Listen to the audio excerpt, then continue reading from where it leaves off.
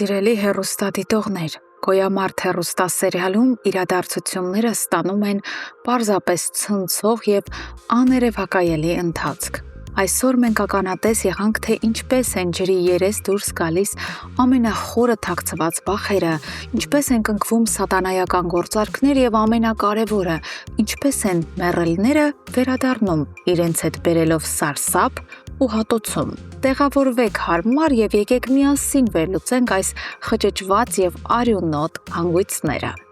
Անդրադառնանք հիվանդանոցային զարգացումներին։ Վովային վերջապես դուրս են գրում, սակայն նրա խնամատար մայրը Օլգան դիմում է հոգեբանական շանտաժի։ Նա հավաքում է ճամպրուկն ու հայտարարում, թե վերադառնում է Ռուսաստան, քանի որ իբրև թե չի կարողանում տանել որդիական անտարբերությունը։ Վովան, լինելով բարի եւ երախտապարտ տղա, վստահեցնում է, որ միայն նրան է մայր համարում։ Բայց եկեք իրատես լինենք, մեր վերլուծությունը հստակ ցույց է տալիս, որ Օլգայի իրական խնդիրը բնավ Վովայի անուշադրությունը չէ։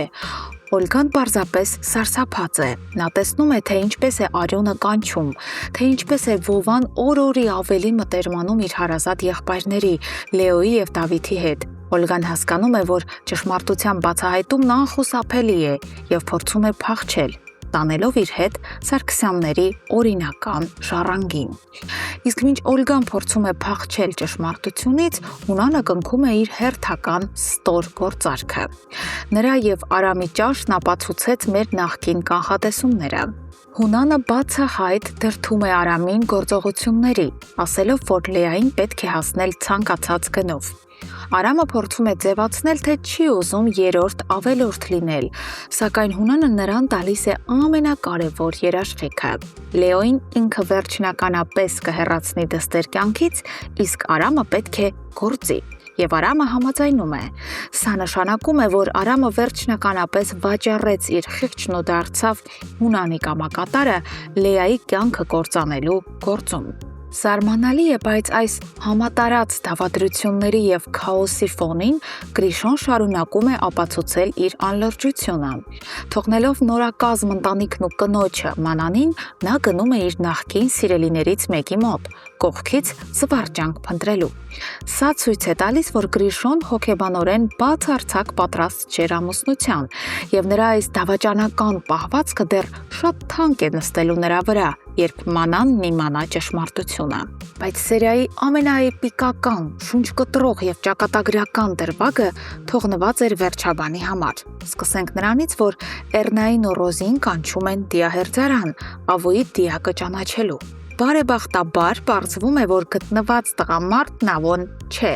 բայց հարց է ծագում, որտեղ է նա։ Այս հարցի պատասխանը փնտրում է նաև Դավիթ պապիկը։ Նախ նա փորձում է խելքի բերել Լեոյին, հորդորելով հրաժարվել Լեայից, քանի որ Հունանը երբեք կանգ չի առնի եւ կոչնչացնի նրանց։ Լեոն հավատարիմ իր սիրուն մերժում է պապիկին։ Դրանից հետո Դավիթ պապիկը անձամբ է գնում Հունանի աշխատասենյակ Ավոյի անհետացման հարցով։ Հունանը, լինելով բացարձակ ինքնավստահ եւ վստահ իր արած սպանության վրա, ցինիկաբար ասում է, որ չի ցանկանում տեսնել ծերունուն։ Եվ հենց այս պահին տեղի է ունենում անհավանականը։ Աշխատասենյակի դուռը բացվում է եւ ներս է մտնում Ավոն։ Կենթանի ոտքի վրա կանգնած Ավոն։ Հունանի դեմքի արտահայտությունն ուղղակի պետք էր տեսնել։ Դա սովորական զարմանք չէր, դա մարդու դեմք էր, ով հենց նոր տեսավ ուրվական։ Նրա աչքերում սարսափ էր, քանի որ նա անձամբ էր Ավոյին անգիտակից վիճակում նետել գետը։ Եվ այստեղ Դավիթ պապիկի կենսափորձն ու սուր միտքը փայլատակում են։ Նայելով Հունանի շոկային սարսափած դեմքին, պապիկն ակնթարթորեն հասկանում է ամենակարևորը։ Հունանը վստահ էր, որ Ավոն մեռած է։ Սա նշանակում է, որ Հունանն է փորձել սպանել իր որդուն։ Այս պահից սկսած խաղի կանոնները վերջնականապես փոխվում են։ Սիրելի հեռուստադիտողներ, ինչ եք կարծում, ինչ կանի Հունանը հիմա, երբ հասկանա, որ Ավոն կենթանի վկա է իր մարդասպանական փորձի, եւ արդյոք Ավոն անմիջապես կպատմի հորը ողջ ճշմարտությունը։ Եվ ինչպես կարձագանքի Լեան, երբ զգա, որ Արամը Հունանի հրահանգով ակտիվ գրոհի է անցել։ Անպայման կիսվեք ձեր վարկածներով եւ կանխատեսումներով մեկնաբանություններում։ Մենք անհամբեր սպասում ենք ձեր յուրաքանչյուր կարծիքին։